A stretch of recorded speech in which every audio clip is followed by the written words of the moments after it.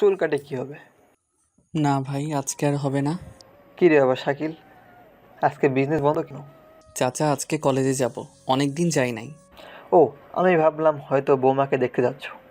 আরে চাচা, কি যে বলেন না, আমায় আবার কে বিয়ে করবে? কেন, বাংলাদেশে কি মেয়ের অভাব? চাচা, মেয়ের অভাব নয়, মনুষ্যত্বের অভাব। কেন? আজকালকার মেয়েরা সব মডার্ন। আমার মতো নাপিতকে মানুষ মনে করে না। হুম, এটা তুমি ঠিক বলছো। আচ্ছা চাচা, যাই, কলেজে যেতে হবে। হুম বাবা, মন দিয়ে পড়াশোনা করো। দোয়া করবেন চাচা। আমাদের দোয়া সব সময় থাকবে। করিম চাচার সাথে কথা বলতে বলতে দোকান লাগালাম আর বাসার দিকে রওনা হলাম। আসেন, পরিচয় হয়ে নেই। আমি হলাম শাকিল, নাপিত শাকিল। মা নেই, বাবা আছে। পড়াশোনা বলতে ইন্টার দ্বিতীয় বর্ষে পড়ি। বাবা থেকেও আজ নেই, কারণ সারাদিন নেশার মধ্যে পড়ে থাকে। নেশা ছাড়া কিচ্ছু বোঝে না, কোনো কাজকাম করে না। আগে করতো, কিন্তু এখন আর আমিই করতে দেই না। সব সময় মাতাল হয়ে থাকে। আর এই অবস্থায় কাজ করতে গিয়ে যদি কিছু হয়ে যায়, তাই আমি কাজ করতে নিষেধ করছি। অনেক চেষ্টা করছি নেশা ছাড়ানোর জন্য, কিন্তু পারি নাই। তাই প্রতিদিন মদ খাওয়ার জন্য আমি নিজেই টাকা দেই। আমার কোনো ভাই অথবা বোন নেই। আমি একা। আমার চাচা, মানে আমার বাবার ভাই, নাম জলিল, আমায় অনেক ভালোবাসে, তাই আমায় তাদের ওখানেই খেতে বলে। সারাদিন আমি বাইরেই খাই, শুধু রাতে এসে চাচার কাছে বসে খাবার খাই। আর বাবা তো লোড হয়ে থাকে, ঠিক মতো খাই না। এভাবে আমার দিন চলে আসছে। কিন্তু নিজের মধ্যে কেমন একটা লাগে। আর কতদিন এভাবে অন্যের উপরে বোঝা হয়ে থাকবো? চাচা আমায় খুব ভালোবাসলেও চাচি আমায় ঠিক চোখে দেখে না। আমিও বড় হয়েছি, সব কিছু বোঝার ক্ষমতা আছে। কে কেমন চোখে দেখলো না দেখলো, কিন্তু সব বুঝেও না বোঝার মতো হয়ে থাকতে হয়। কারণ সারাদিন নাপিত হয়ে কাজ করে যা আয় হয়, তা দিয়ে সংসার চালানো অসম্ভব। আর এই জন্যই আজও চাচার উপর বোঝা হয়ে থাকি। আপনাদের সাথে কথা বলতে বলতে আমি ইমোশনাল হয়ে গেছি। আচ্ছা ছাড়েন, জোরে জোরে পা চালিয়ে বাসায় চলে আসলাম। বাসায় এসে গোসল করলাম, তারপর শার্ট প্যান্ট পরে নিলাম। তখন চাচার ডাকার আওয়াজ পেলাম। ডাক শুনে গেলাম। হ্যাঁ চাচু, বলো। আরে বেটা, কোথায় যাচ্ছ? কলেজে যাওয়ার জন্য বের হচ্ছি। ও, এসে খেয়ে নাও। না চাচু, খিদে নাই। আরে বসো না। জানি জেদ করে লাভ হবে না, চাচু আমার সাথে না নিয়ে খাবে না, তাই বসে পড়লাম। কিন্তু মনের মধ্যে সেই খুঁতখুঁতিটা থেকেই গেল। চাচু, বলেছিলাম কি, অনেকদিন থেকে আপনাদের এখানে খাচ্ছি, এবার। ও, একটু টাকা হয়েছে, বড় হয়েছিস, এই জন্য এই কথা, তাই না? এখন তো চাচ্চুকে লাগবে না। চাচু, আসলে তেমন কিছু না। আরে ওকে জেদ করার কি আছে? নিজে রান্না করে খেতে যাচ্ছে তো খেতে দাও। চুপ কর। ওই মেয়ে নাকি যে রান্না করবে? কেন? ছেলেরা কি রান্না করে খায় না? খাবে খাক, কিন্তু আমার বেটা আমার কাছেই থাকবে। চাচা, আসলে। আর কোনো কথা বলবে না। খেয়ে দিয়ে কলেজ যাও। হুম। আমি আর কিছু বললাম না, চুপচাপ খেয়ে নিলাম। ও হ্যাঁ, একটা কথা বলা হয় নাই। আমার চাচার একটা ছেলে আছে, তার নাম রনি। রনি শহরে থেকে পড়াশোনা করে। বয়সে আর পড়াশোনায় দুটোতেই আমার ছোট। 1 বছরের বড় আমি। আর বড় ভাই হিসেবে সে আমায় খুব সম্মান আর ভালোবাসে। খাওয়া দাওয়া শেষ করে কয়েকটা বই নিয়ে কলেজের দিকে রওনা হলাম। আমার বাসা থেকে কলেজ প্রায় 5 কিলোমিটারের মতো। কোনো দিন রিকশায় যাই, আবার কোনো দিন হেঁটেই চলে যাই। আজকে পকেটে টাকা নেই, তাই হেঁটেই যেতে হবে। অনেকক্ষণ পায়ে হেঁটে কলেজে চলে আসলাম। কলেজে এসে এদিক ওদিক না দেখে সোজা ক্লাসরুমে চলে গেলাম। কিছুক্ষণ পর ক্লাসে স্যার আসলো। সবাই দাঁড়িয়ে স্যারকে সম্মাননা দিলাম। এরপর ক্লাস শুরু হলো। ক্লাস মন দিয়ে শেষ করলাম। এরপর ক্লাস শেষ করে বেরিয়ে আসলাম। কলেজে আমার তেমন কোনো বন্ধু নেই, তবে নেই এমন না, আছে কয়েকটা। ক্যান্টিনে বসতেই সবাই চলে আসলো, এসে চারদিকে বসে পড়লো। তারপর ভাই তোর খবর কি? এই তো চলছে একরকম। তোদের কি খবর? আমাদেরও একই। কি রে জনিদা, তোর কি খবর? শালা আসতে বল। মেয়েরা শুনলে কি হবে ভাবছিস? মেয়েরা কি চিনে? নিজের বিএফকে ভুললেও জনিদাকে ভুলবে না। ভাই, আমাদের জনি ভাই প্রেমে পড়েছে। ভাই, যা করবি কর, কিন্তু এই প্রেমে কখনো পড়িস না, জীবন শেষ হয়ে যাবে। আমি দোয়া করলাম তোর প্রথম প্রেম করেই বিয়ে হবে। কখনো না। আচ্ছা বাদ দে, ওই সেন্টার বাদ। কলেজের ভাই এক নতুন মেয়ে আসছে, নাম মনি, খুব ডেঞ্জারাস। কেন? আরে ভাই আর বলিস না, যাকে পাচ্ছে তাতেই ধরে র্যাগিং দিচ্ছে। ভালো তো। ভাই দেখতে একটু সুন্দর তো, তাই আরও ভাব। এটা তো হবেই, নতুন কিছু তো আর না। হুম। আমরা আমাদের মনে থাকবো। আর মনে আর ওর মনে ও থাকবে। বন্ধু চল ক্লাসে যাই, বেল দিচ্ছে। চল। তারপর আমরা তিনজন মিলে ক্লাসে চলে আসলাম। ক্লাসে ঢুকতেই আমার চোখ থমকে গেল। তাকিয়ে দেখি ক্লাসে একটা মেয়ে বেঞ্চের উপর পা তুলে বসে আছে, আর তার চারপাশে তার বান্ধবীরা আছে। বলতে গেলে মেয়েটা একটু ভালোই। আমি দেখেও না দেখার ভান করলাম। ওসব মেয়েদের দিকে তাকিয়ে লাভ নেই, ওরা আমাদের মতো ছেলেদের টাইম দিবে না। আমি সোজা এসে আমাদের জায়গায় বসলাম। আমার দুপাশে জনি আর রাকিব বসলো। একে একে সবাই এসে ক্লাসে ঢুকলো। কিছুক্ষণ পর স্যার আসলো। স্যারকে আসতে দেখে সবাই দাঁড়িয়ে স্যারকে সম্মাননা দিলাম। স্যার হাত তুলে সবাইকে বসতে বলল। স্যার গণিত ক্লাস নেই। শাকিল, কি ব্যাপার? জি স্যার বলেন। এতদিন কলেজে আসোনি কেন? সমস্যা ছিল স্যার, এখন থেকে আসবো। বসো। আমি বসে পড়লাম। স্যার বই বের করে হাতে কলম নিয়ে হোয়াইট বোর্ডে একটা অঙ্ক তুলে দিল আর বলল, এই অঙ্কটা মেয়েদের মধ্যে কে পারবে? আমি গণিতে একটু ভালো, এটা স্যার জানতো। একজন আমায় আগে বলল না। স্যারের এই কথা বলার সঙ্গে সঙ্গে মণি দাঁড়িয়ে গেল। এমন ভাব নিয়ে দাঁড়ালো মনে হচ্ছে গণিতের বিএসসি ম্যাডাম দাঁড়ালো। আমি কিছু বললাম না, বসে থাকলাম। স্যার মণিকে সামনে রাখলো আর হোয়াইট বোর্ডে অঙ্কটা করতে বলল। মণি এক প্রকার ভাব নিয়ে অঙ্ক করতে লাগলো। কিছুক্ষণ পর মণি অঙ্ক করে দিল। তখন স্যার আমার নাম করলো। আমি দাঁড়িয়ে গেলাম। মণির দিকে তাকিয়ে মেয়েরা সবাই হ্যাঁ উত্তর দিল। এবার ছেলেদের কয়েকজনকে বলল, এবার শাকিল বলো। স্যার আমার মতো অঙ্কটা ভুল। স্যার কাকে জিজ্ঞেস করছেন? ও তো নিজেই অঙ্ক পারে না, সবাই ঠিক বলেছে আর ও ঠিক না বলেছে।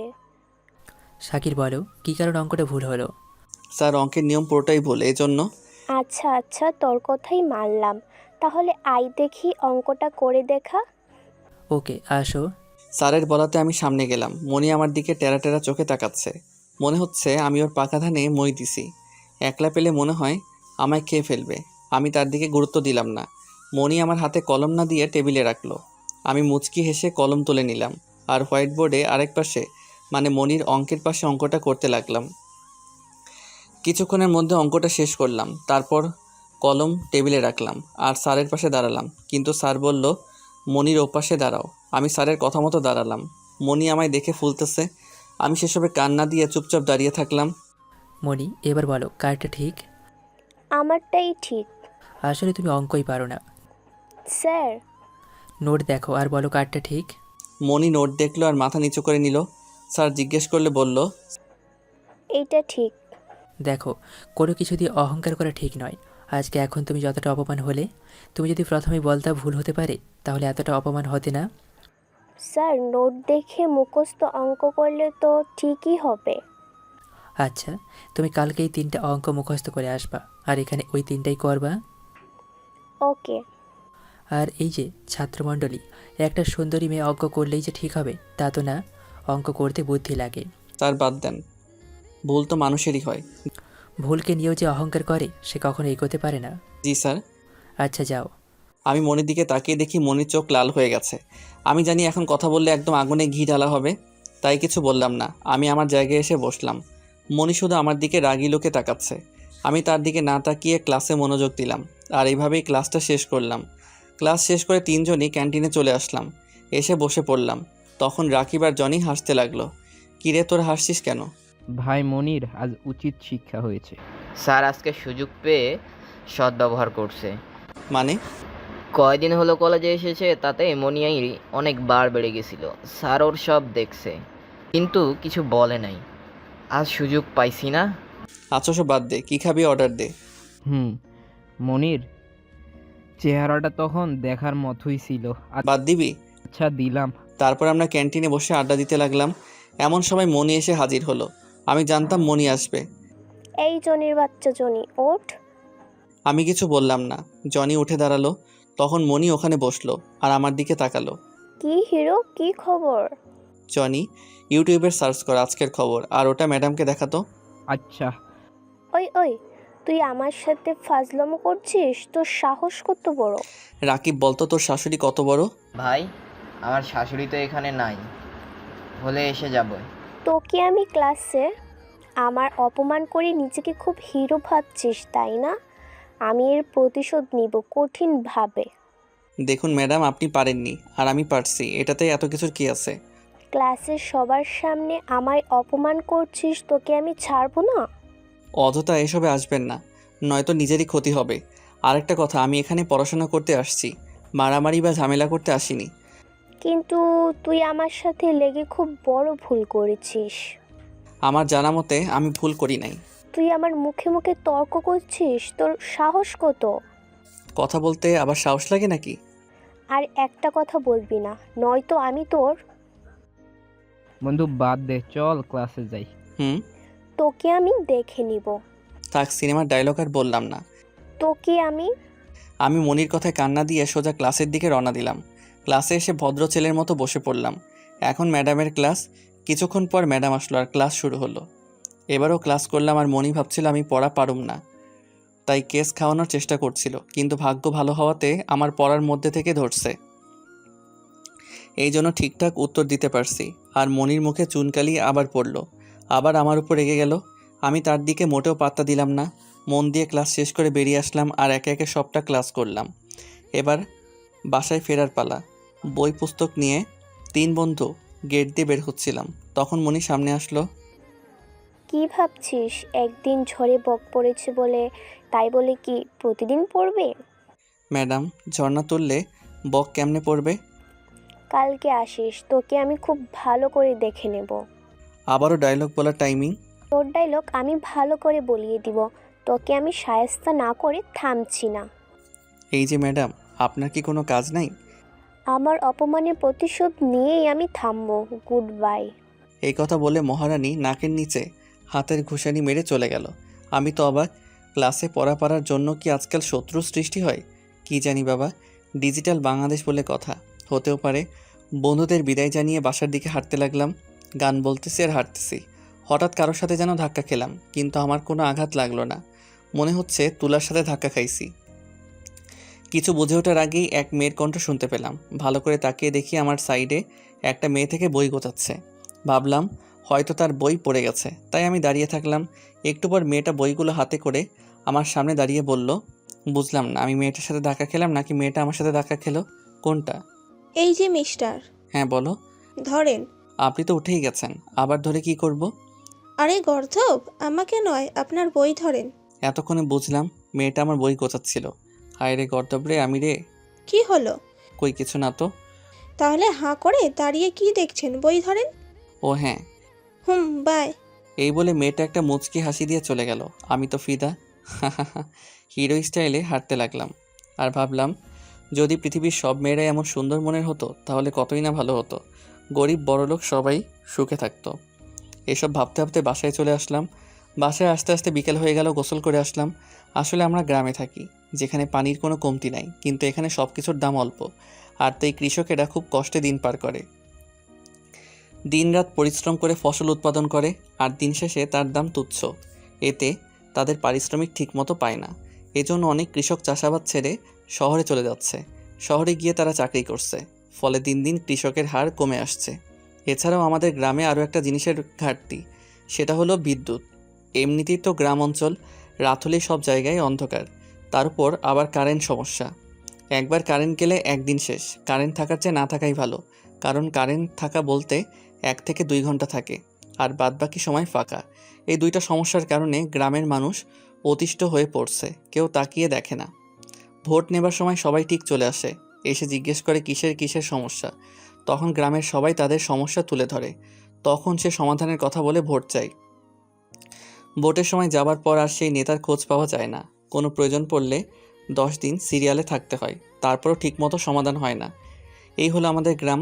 আমাদের গ্রামের কথা বলতে বলতে খাওয়া শেষ করে দোকানের দিকে রওনা হলাম, আর মনে মনে প্রার্থনা করলাম গ্রামটা যেন সুখী হয়, সবার মুখে যেন হাসির রেখাটা থাকে, সবাই সবার বিপদে যেন পাশে থাকে, এটাই আমার আশা। এসব ভাবতে ভাবতে দোকানে এসে পড়লাম। মুখে গান আর হাতে চাবি নিয়ে দোকান খুললাম। তারপর ঝাঁটা দিয়ে বসলাম। একটু পর একজন আসলো চুল কাটতে, তার চুল কাটতে লাগলাম। লোকটা বড় লোক, গ্রামে নাকি নতুন আসছে। আমি আমার কাজ শুরু করে দিলাম, শুধু চুল কাটলো, তাই তাড়াতাড়ি হয়ে গেল। এরপর পকেট থেকে 100 টাকার নোট বের করে দিল। আঙ্কেল, আমার কাছে খুচরা টাকা নাই। তখন ভদ্রলোকটা বলল, খুচরা টাকা কি করবা? আমি বললাম, চুল কাটা 20 টাকা। তখন সে ভদ্রলোক অবাক হয়ে বলল, শহরে চুল কাটলে 100 টাকাই লাগে। ভদ্রলোকটার কথা শুনে তো আমি অবাক হয়ে গেলাম। আমি আর বেশি কিছু বললাম না। লোকটা আমায় 100 টাকা ধরিয়ে দিয়ে চলে গেল। লোকটার উপর সম্মানটা আমার বেড়ে গেল। ভাবলাম, এমনও লোক কি আজও আছে? এখন তো সবাই টাকার পিছনে ছুটে। লোককে ঠকাতে পারলে সে বড় লোক। কিন্তু এই লোকটা আমায় শহরের দাম দিল। যাক, ভালোই হয়েছে। আমি বসে এটাই ভাবছিলাম, তখন আরেকজন আসলো। চুল আর দাড়ি কাটালাম, তারপর উঠে গেল। আমার হাতে 30 টাকা ধরিয়ে দিয়ে চলে গেল। শহরে যেখানে চুল কাটলে 100 টাকা, আর গ্রামে সেখানে চুল আর দাড়ি মাত্র 30 টাকা। ভেদাভেদটা খুব পরিষ্কার বুঝতে পারলাম। আবার ভাবলাম, গ্রামে তো সব জিনিসের দাম কম, তাহলে এটার দাম বাড়বে কেন? এই বলে আমি আমার কাজে মন দিলাম। এভাবে আমার সময় কাটলো। রাত 9টা পর্যন্ত কাজ করলাম, মানে চুল কাটলাম। তারপর দোকান বন্ধ করে বাসায় চলে আসলাম। বাসায় এসে দেখি বাবা লোড হয়ে ঘরে পড়ে আছে। আবল তাবল কি যেন বকতেছে। বাবা, খেয়েছো? আমি তো খাইছি, অনেক খাইছি। আরে বললাম তো, হ্যাঁ 3 গ্লাস ভাত খাইছি, 3 গ্লাস। ধুর, বুঝলাম আজ বাবা অনেক নেশায় আছে। কিছু বলে লাভ হবে না। মনে হয় খাইনি, তাই আমিও খেলাম না। সোজা আম্মুর কবরে চলে আসলাম। আম্মুর কবরের কাছে এসে পাশে বসে পড়লাম। বসতেই মনে হলো আমি যেন আমার মায়ের পাশে বসলাম। চোখ দিয়ে পানি গড়িয়ে আসলো। আজ আম্মু বেঁচে থাকলে আমারও একটা ছোট্ট সংসার থাকতো। সবাইকে সাথে নিয়ে খুব খুশিতে থাকতাম। মনে হয় আমার কপালে সুখ নাই। মায়ের কবরের পাশে বসে অনেকক্ষণ কাঁদলাম।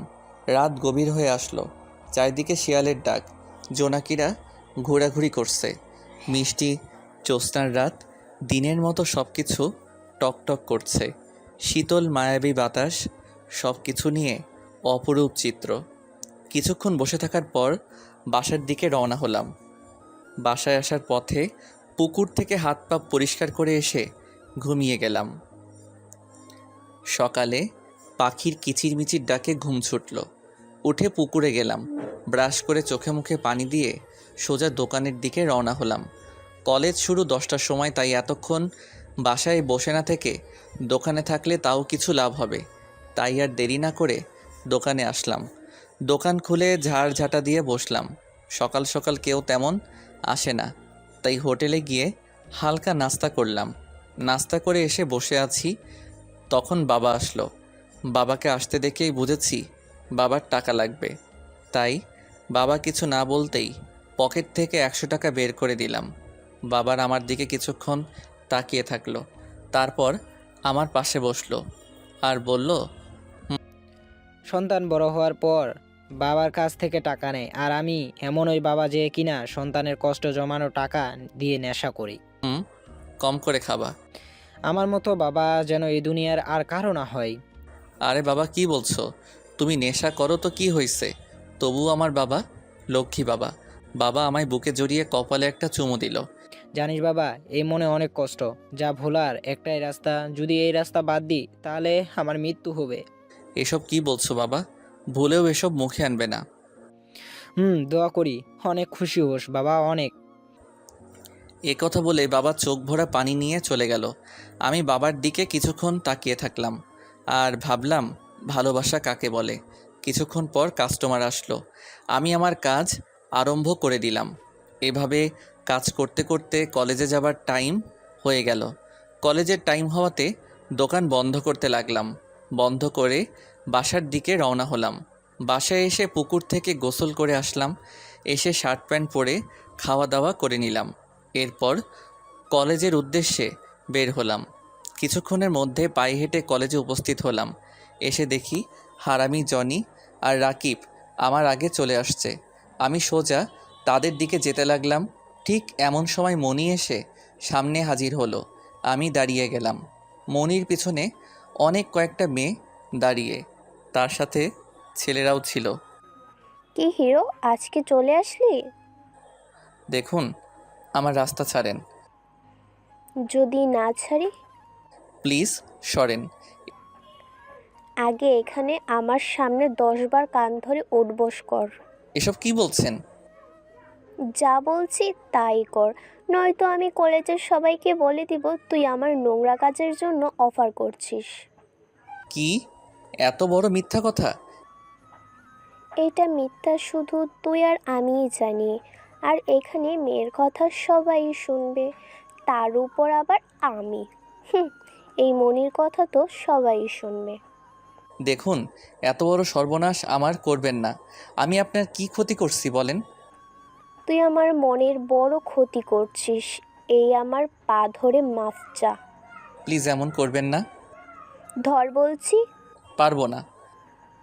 কি বললি? আমার মুখের উপর কথা। দাঁড়া তোর আজ আমি। মনি আমায় মারতে যাবে এমন সময় শত করে একটা গাড়ি এসে আমাদের সামনে দাঁড়ালো। আমি তাকিয়ে দেখি পুলিশের গাড়ি, আর সেখান থেকে যে নামলো তাকে দেখে তো আমি পুরাই জমে পাথর। এ তো একটা মেয়ে, আর কালকে যার সাথে ধাক্কা খেয়ে বই পড়ে গেছিল সেই মেয়েটা। আমার চোখ তো কপালে উঠে গেল। সেও আমায় দেখে কিছুটা অবাক হলো, হাসতে হাসতে আমার কাছে আসলো। আরে তুমি তুমি এখানে? হ্যাঁ, আমি এই কলেজে পড়ি। তো এখানে দাঁড়িয়ে কি করছো? এই মেয়েগুলো। ম্যাডাম, আমরা ওর সাথে কথা বলছিলাম। ওহ, যাও ক্লাসে যাও। জি যাচ্ছি। এই তুমি আমার সাথে আসো। জি, এসব যা হচ্ছে তা দেখে তো মনি একদম অবাক। আমি ভাবতেও পারিনি এমন টাইমে এর এন্ট্রি হবে।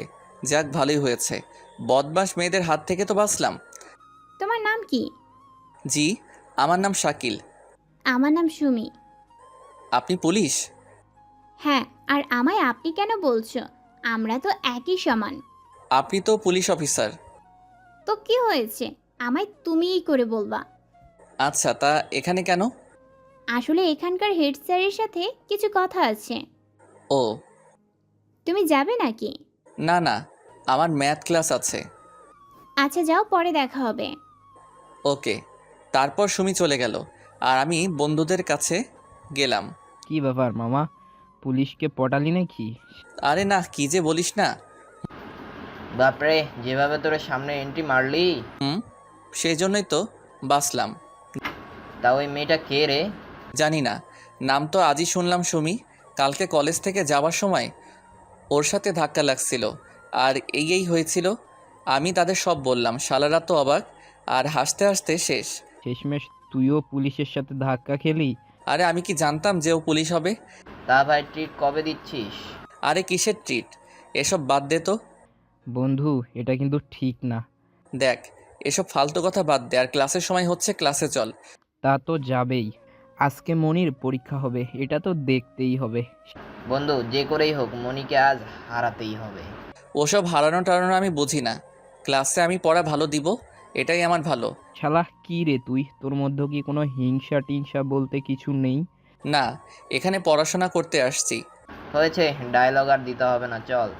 তারপর তিনজনে ক্লাসে গেলাম। ক্লাসে এসে দেখি মনি বসে আছে, তার সাথে তার চামচাগুলাও আছে। আমি তাদের দিকে না তাকিয়ে আমার জায়গায় আমি বসলাম। কিছুক্ষণ পর স্যার আসলো। স্যারকে দেখে সবাই দাঁড়িয়ে সম্মাননা দিলাম। স্যার হাত তুলে সবাইকে বসতে বলল। মনি, কি খবর তোমার? স্যার ভালো। হ্যাঁ, তা আজকের কথা কি মনে আছে? হ্যাঁ স্যার, আজকে প্রমাণ করব এই ফাঁকিবাজ ছেলেটার মুখস্থ অঙ্ক করে। হ্যাঁ, যাক, ভালোই মনে আছে। আচ্ছা, আজকে তোমাদের আমি একটা গল্প বলি। গল্পটা হচ্ছে যে এক স্যার তার ছাত্রকে জিজ্ঞেস করলো, বলো তো পদার্থ কাকে বলে? ছাত্র বলল, স্যার আমি জানি না। তখন স্যার বলল, আরে অপদার্থ, এটাও জানিস না? যার ওজন আছে, জায়গা দখল করে, তাকে পদার্থ বলে। তখন ছাত্র বলল, স্যার আপনি ভুল বলছেন, আমার ওজন আছে, জায়গা দখল করি, তাহলে আমি কেমনে অপদার্থ হলাম? এখন প্রশ্ন হলো, কার কথাটা ঠিক? স্যারের কথা শুনে সবাই হাসতে লাগলো, আর মনি দাঁড়িয়ে বলল, স্যার মাস্টারের কথা ঠিক। না স্যার, দুজনার কথাই ঠিক। হ্যাঁ, এখন তোমাদের দুজনের কথাই ঠিক। পড়াটাও ঠিক এমনই, যে পড়ে এসে বলবে এটা ঠিক, সেদিন তারটা ঠিক। আবার আরেকদিন আরেকজন ঠিক উত্তর দিলে সেদিন তারটা হবে ঠিক। আসলে কিন্তু ছাত্ররা সবাই ঠিক, শুধু মাঝখানে একটু ভেদাভেদ। স্যারের কথা শুনে সবাই চুপ হয়ে গেল। সবাই বুঝতে পারলাম স্যার কি বোঝাতে চাচ্ছে। এমনই, এবার আসো। হ্যাঁ স্যার। কালকে দেওয়া 3টা অঙ্কের মধ্যে 3 নাম্বারটা আগে করো। জি স্যার। মনি আমার দিকে তাকিয়ে হাসলো। আমি কিছু বললাম না, চুপ করে দেখেই গেলাম। সে অঙ্ক করা শুরু করে দেয়, কিছু দূর করতেই আটকে যায়। কি হলো? স্যার একটু ভুলে গেছি, শুধু ওইটুকু দেখলে হবে। ওকে, দেখো। মনি গাইড বের করে অঙ্কটা আবার দেখলো, তারপর আবার অঙ্ক করতে লাগলো। কিন্তু কিছু দূর যাবার পর আবার একই অবস্থা। এভাবে কয়েকবার আটকে যাবার পর মনি বিরক্ত হয়ে গেল। তারপর কলমটা টেবিলে রেখে চলে আসলো। মনি কি বুঝলা বলো? অন্যান্য সমস্ত পড়া মুখস্থ করে রাখতে পারবা, কিন্তু অঙ্ক কখনো মুখস্থ করে রাখতে পারবা না, কারণ অঙ্ক বোঝার জিনিস এক জায়গায় ভুল হলে পুরো অঙ্কটাই ভুল। জি স্যার। তাই কখনো অঙ্ক মুখস্থ করবা না, সবসময় বোঝার চেষ্টা করবা। আমি ক্লাসে আছি, কলেজের পুরো সময় আছি, যখন ইচ্ছে যে কোনো প্রশ্ন করতে পারো। আর আমায় বলতে না পারলে তোমার ক্লাসেই তোমার বন্ধুরা আছে, এদের মধ্যে শাকিল একটু অঙ্কতে ভালো, ওর থেকেও বলে নিতে পারো। মনি আমার দিকে তাকিয়ে মুখ ভেঙচি দিল।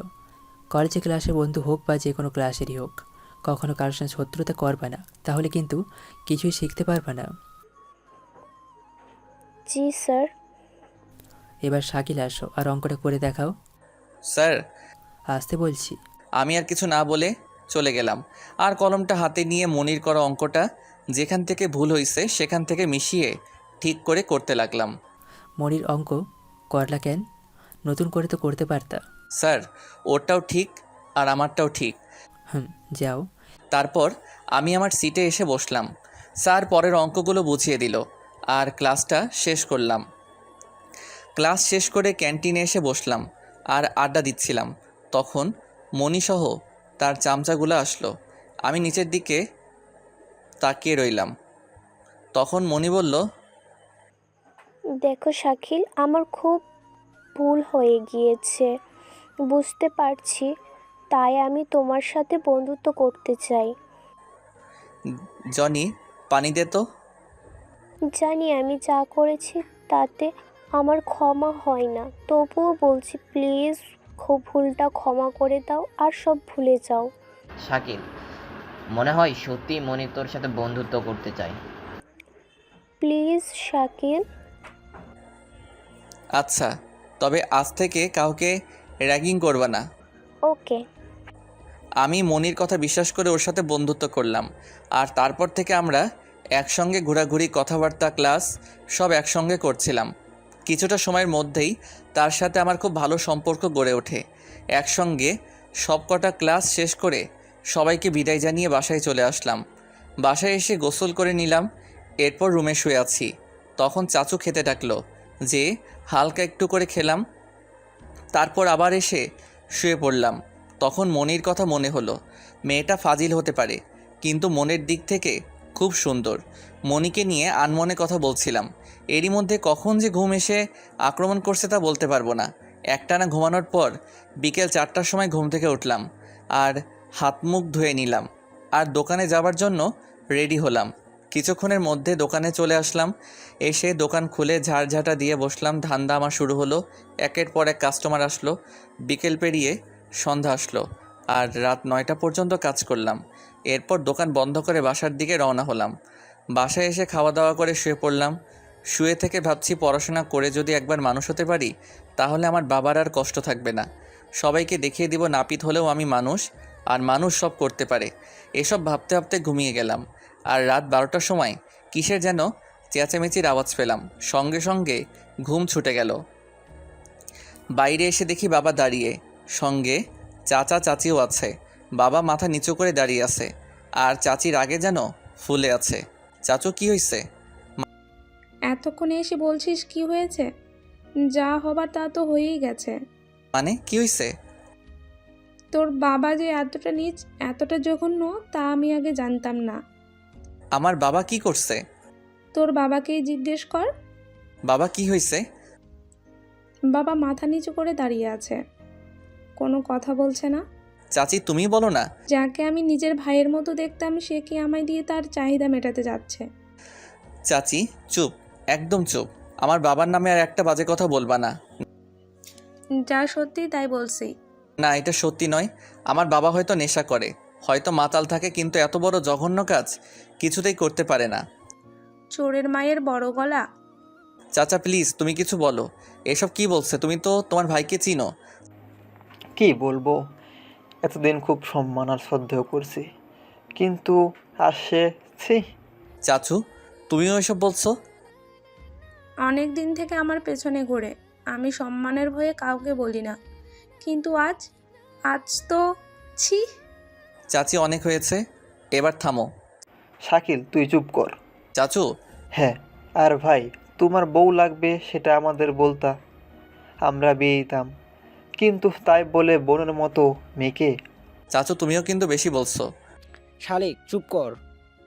বাবা, একে তো পুলিশে দেওয়া উচিত। যাওয়াবার তো হয়ে গেছে, এখন এটাকে বাইরে না বের করাই ভালো, এতে নিজের সম্মান নষ্ট হবে। লোক বলবে ছোট ভাইয়ের বউকে ধর্ষণ করেছে বড় ভাই। তুমি ঠিক সময় না উঠলে তো আমার আজ সর্বনাশ হয়ে যেত। কেঁদো না, আর কিছু হবে না। শাকিল, অনেক রাত হয়েছে, গিয়ে ঘুমা, আর তোর বাবাকেও নিয়ে যা। চাচু আমার মনে হচ্ছে কোথাও একটা ভুল আছে। যা বলছি তাই কর। তারপর আমি বাবাকে নিয়ে ঘরে গেলাম। এদিকে চাচি কেঁদে কেঁদে বুক ভাসাচ্ছে। আমি কি করব কিছু বুঝতে পারছি না।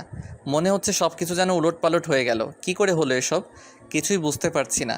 তবে আমার একটাই কথা মনে হচ্ছে, কোনোভাবে আমার বাবাকে ফাঁসানো হচ্ছে। আমি বাবাকে নিয়ে বাবার রুমে গেলাম। কি হয়েছে বলো তো বাবা? হয়তো আমি নেশা করি, হয়তো আমি লোড হয়ে থাকি, কখন কি করে তো ঠিক নাই, কিন্তু একটা কথা আমি গর্ব করে বলতে পারি, আজ পর্যন্ত কোনো খারাপ কাজ করি নাই। আমি জানি বাবা তুমি কোনো খারাপ কাজ করো নাই। যাকে এতটুকু থেকে বড় করলাম, নিজে না খেয়ে তাকে খাওয়ালাম, নিজে পড়াশোনা না করে তাকে করালাম, আর সে আমায় থাপ্পড় মারলো। কি বলছো বাবা? কষ্ট আমার একটাই, আমার ছোট ভাই আমায় থাপ্পড় মারলো। চাচু তোমায় মারছে? জানিস বাবা, বুকটা আমার কষ্টে ফেটে যাচ্ছে, মনে হচ্ছে আমি মরলে শান্তি পাবো। বাবা এসব কি বলছো তুমি? হ্যাঁ, তোর মা চলে যাওয়ার পর থেকে আমি নেশা করা শুরু করি। আমি জানতাম সুইসাইড করা ভালো না, আর তোর মা বলে গিয়েছিল সে মরলে যেন আমি বেঁচে থাকি, তার কলিজাকে যেন আমি বড় করি, তার ছোট ভাইকে যেন কোনো এক ধারে লাগাই। কিন্তু সে যে আমার কলিজা ছিল, কেমনে করে ভুলে থাকতাম, আর তার মৃত্যুটাও আমার হাতে হয়েছে। এসব কিছু ভুলে থাকার জন্য আমি নেশা হাত নিই। আমি জানি বাবা, সব জানি। আর আজ তারাই আমায় ধর্ষক হিসেবে পরিচিত দিল। একটা কথা মনে রাখবি বাবা, এই পৃথিবীতে কেউ কারো আপন নয়, আর দুইটা জিনিস থেকে দূরে থাকবি। এক নম্বর হলো টাকা আর নারী। এই দুইটা জিনিস এমন মারাত্মক যে আপন মানুষগুলোকে পর করতে এই দুইটা জিনিস যথেষ্ট। বাবা বলো তো কি হয়েছিল? ওসব বাদ দে, যা ঘুরতে যা। বলো প্লিজ। না থাক বাবা, এসব শোনাশুনি হলে আবার ঝামেলা হবে, আমি চাই না ঝামেলা হোক। আমি এসব নিয়ে আর কিছু বলবো না কাউকে, বলো। আমি শুয়েছিলাম, তখন হঠাৎ দরজায় কে যেন ঠোকা দেয়। আমি দরজা খুলে দেখি তোর চাচি। তখন আমি জিজ্ঞেস করি কি হয়েছে, তো সে বলে তোর চাচার নাকি শরীর খারাপ। আমি তাড়াহুড়ো করে তার ঘরে যাই, আর তখনই তোর চাচি দরজা বন্ধ করে তারপর এমন অভিনয় করতে লাগে যে আমি তাকে। সি, চাচি এতটা নিচে নামতে পারলো? তোর চাচির চিৎকার শুনে তোর চাচা উঠে আসে, আর আমার কথা না শুনে নিজের বইয়ের কথাতে আমায় ঠাস করে থাপ্পড় মারে। চাচু কিছু না শুনেই মারলো? জানিস বাবা, তোর চাচুর থাপ্পড় আমার গালে নয়, আমার কলিজায় আঘাত করেছে। যা, অনেক রাত হয়েছে, ঘুমিয়ে পড়। তুমিও ঘুমাও। আমি বাবাকে শুইয়ে দিয়ে চলে আসছিলাম, তখন বাবা আমায় আবার ডাকলো। বলো শালিক বাবা। আজ এত বড় হয়ে গেছিস, তোর মা থাকলে কত খুশি হতো। কি? আমি তোকে বড় করেছি, তোর মায়ের আশা পূরণ করতে পারছি, কিন্তু কিন্তু কি? কিন্তু কিন্তু তোকে কিছু দিতে পারিনি বাবা। প্রতিটি বাবা মার পর ছেলে একটু হলেও সম্পত্তি পায়, কিন্তু আমি মরলে সম্পত্তি তো দূরের কথা, ঋণ এসে দাঁড়াবে। এসব কি বলছো? তুমি আমায় মায়ের ভালোবাসা দিয়েছো, বাবার স্নেহ দিয়েছো, আর কি চাই বলো? আমার দেবার মতো উপদেশ ছাড়া কিছুই নেই। এটা মানলেই তুই অনেক বড় হবি। কখনো কাউকে খুব আপন করবি না, কারণ পরিস্থিতিতে সবাই বদলে যায়। আচ্ছা যা ঘুমা। তুমিও ঘুমিয়ে পড়ো। তারপর আমি দরজা বন্ধ করে আমার রুমে আসলাম, এসে শুয়ে পড়লাম। শুতে না শুতেই ঘুমে ধরে নিল। কিভাবে যে রাত পার হয়ে গেল জানি না। সকালে উঠে ফ্রেশ হয়ে বাবাকে ডাকতে গেলাম, আর বাবার ঘরে গিয়ে ডাক দিলাম, কিন্তু কিছুতেই দরজা খুলে না। অনেকবার ডাকলাম, কিন্তু কিছুতেই দরজা খুলছে না। বুকটা কেঁপে উঠল, ভয়ে শরীর ঘেমে গেল। কোনো উপায় না পেয়ে দরজা ভাঙতে হলো, আর দৌড়ে বাবার কাছে গেলাম। বিছানার অবস্থা একদম খারাপ, সব কিছু এলোমেলো। বাবার গায়ে হাত দিতেই আমি অবাক হয়ে গেলাম। বাবার শরীর খুব ঠান্ডা, নিজের হাতকে বিশ্বাস করতে পারলাম না। বুকে হাত দিয়ে দেখি কোনো কিছু নেই। আমি ধপাস করে নিচে বসে পড়লাম। চারদিকে অন্ধকার হয়ে গেল, মুখের ভাষা হারিয়ে গেল। কি করব ভেবে পাচ্ছি না। পৃথিবীতে আপন বলতে একজনই ছিল, আর আজ সেও আমায় ছেড়ে চলে গেল। কষ্টে বুকটা ফেটে যাচ্ছে, চোখ দিয়ে ঝর্ণার ন্যায় পানি পড়ছে। নিজেকে আর আটকাতে পারছি না। আমার চিৎকার চেঁচামেচি শুনে চাচা আর চাচি আসলো। চাচা দাঁড়িয়ে আছে। কিছুক্ষণের মধ্যে আমার বাড়িতে লোকজনে ভরপুর হয়ে গেল। রাকিব সাকিব এরাও চলে আসলো আর আমায় নিয়ে দূরে আসলো। তারা আমায় সান্ত্বনা দিতে চাইলো, কিন্তু আমি আর থামতে পারছি না। মন চাচ্ছে গলা ছেড়ে কান্না করি। মসজিদের মাইকে বাবার নামটা জারি হয়ে গেল। সাথে ছিল ছোট্ট একটা শব্দ, মৃত্যু। এই ছোট্ট শব্দটাই পুরো গ্রামকে নিস্তব্ধ করে দিল। মরার উপরে নাকি বেশিক্ষণ রাখতে নাই, সেজন্য তাড়াতাড়ি দাফন কাফন করা হলো। এরপর চিরবিদায় জানিয়ে বাবাকে বাঁশবাগানে রেখে আসলাম। সবাই চলে আসলেও আমি অনেকক্ষণ ধরে ওখানে দাঁড়িয়ে কান্না করছি। জানি আর ফিরে আসবে না, কিন্তু তবুও নিজের মনকে মানাতে পারছি না। বাসায় এসে বসে পড়লাম। পুরো বাড়িতে বাবার কত স্মৃতি জড়িয়ে আছে। বাবা তো বাবাই, সে যতই নেশাখোর হোক বা পাগল হোক।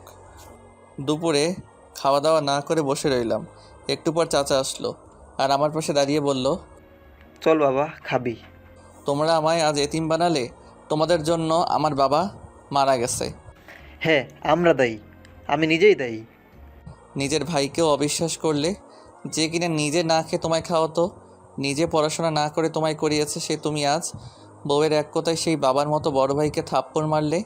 এই কষ্ট কে সইতে পারে বলো? আমি বুঝতে পারিনি। চলে যাও এখান থেকে, আর কখনো আমার সামনে আসবা না। আমি তো যাব, কিন্তু তুই খেয়ে নে, না খেলে তোর শরীর খারাপ করবে। আমি খুনিদের হাতে খাই না, আর যে খাবারের জন্য আমার বাবা মরছে সেখানে আমি কিছুতেই খাবো না। এতে না খেয়ে মরলে মরবো। এমন জেদ করে না বাবা। বললাম তো খাবো না, যান এখান থেকে। কিন্তু চলে যান। চাচা উঠে চলে গেল। আমি ওভাবেই বসে থাকলাম। দুপুর পার হয়ে বিকেল আসলো, তবুও আমি ওখানেই বসে রইলাম। সন্ধ্যার সময় বাজারে এসে হোটেলে কিছু খেলাম, তারপর বাসায় চলে আসলাম। অনেক রাত পর্যন্ত জেগে থাকলাম। এরপর গভীর রাতে ঘুমিয়ে গেলাম। ভাবলাম কালকে এমন সময় বাবা আমার সাথে কথা বলছিল, আর আজ সে এতটা দূরে যে কখনো আর কথা হবে না। এসব ভাবতে ভাবতে ঘুমিয়ে গেলাম। সকালে উঠে ফ্রেশ হলাম। তখন মনে হলো বাবা এতক্ষণ উঠে নাই, ডাক দিতে হবে, কিন্তু দরজা খুলতেই আটকে যায়। বাবা তো আর নাই, কালকেই তো বিদায় নিয়েছে। কান্না মাখা চোখে ফিরে আসলাম। হাত মুখ ধরে দোকানের দিকে গেলাম। হালকা নাস্তা করে দোকান খুললাম, কিন্তু দোকানেও মন বসে না। বারবার বাবার কথা মনে হচ্ছে, তাই দোকান আবার বন্ধ করে বাসায় চলে আসলাম। বাসায় এসে শুয়ে রইলাম। ভাবলাম কলেজে গেলে হয়তো মনটা ঠিক হবে। বন্ধু বান্ধবীদের সাথে কিছুক্ষণ আড্ডা দিলে সব ঠিক হয়ে যায়। আর তাই কলেজের টাইম পর্যন্ত অপেক্ষা করলাম। তারপর কলেজের টাইম হতেই কলেজে যাওয়ার জন্য বের হলাম, আর সোজা কলেজে এসে হাজির হলাম। গেট দিয়ে প্রবেশ করলাম। তাকিয়ে দেখি রাকিব সাকিব বসে আছে। আমি তাদের উদ্দেশ্যে যাচ্ছিলাম। ঠিক তখনই হঠাৎ সামনে এসে দাঁড়িয়ে পড়ল মনি। তাকে দেখে মুচকি একটু হাসলাম। সে কিছু না বলে দাঁড়িয়ে রইল। আমি ভাবলাম কিছু বলবে, কিন্তু সে কোনো কিছু বলল না। সেখান থেকে সরে তার বান্ধবীদের কাছে চলে গেল। মনে হয় ভুল করে সামনে এসে পড়ছে। আমি তেমন কিছু মনে করলাম না। আমারও মন ভালো ছিল না, তাই আর জোর করে কথা বলতে গেলাম না। সোজা চলে আসলাম। কিরে আসছিস?